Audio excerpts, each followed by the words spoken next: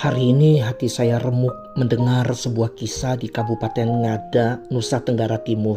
Seorang anak SD berusia 10 tahun, kita sebut saja YBS, kehilangan hidupnya. Bukan karena narkoba, kekerasan, atau kejahatan besar, tetapi karena tidak mampu membeli buku dan sebuah pena. Sebelum tragedi itu terjadi, YBS meminta uang kepada ibunya, bukan untuk mainan atau jajan, tetapi untuk alat tulis sekolah. Namun keluarganya hidup dalam kemiskinan ekstrim. Permintaan sederhana itu tidak dapat dipenuhi. Dan di sanalah hati seorang anak kecil runtuh. Saudara, harga buku dan pena itu tidak sampai 10.000 rupiah. Namun bagi YBS, itu adalah tembok tinggi yang membuatnya merasa tidak punya harapan.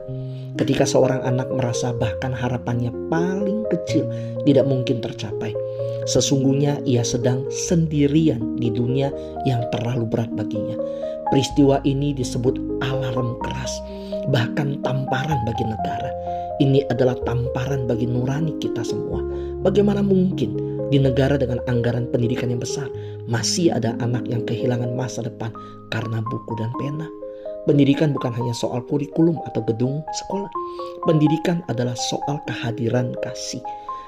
Ketika kesulitan anak tidak terlihat, ketika beban jiwanya tidak tertangkap, ketika kemiskinan keluarganya tidak dijangkau, disitulah kemanusiaan kita diuji. Tragedi ini adalah cermin yang memaksa kita bercermin. Apakah kita terlalu sibuk membicarakan masa depan bangsa sampai lupa melihat air mata anak-anak hari ini?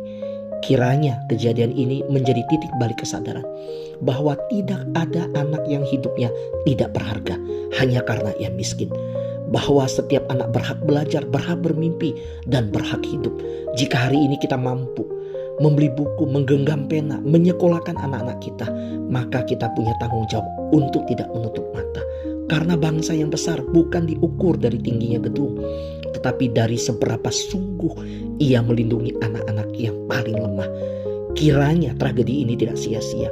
Kiranya dari luka ini lahir kepedulian, dan dari duka ini lahir tindakan nyata. Dan kiranya tidak ada lagi anak Indonesia yang harus menyerah pada hidup karena sebuah buku dan sebuah pena.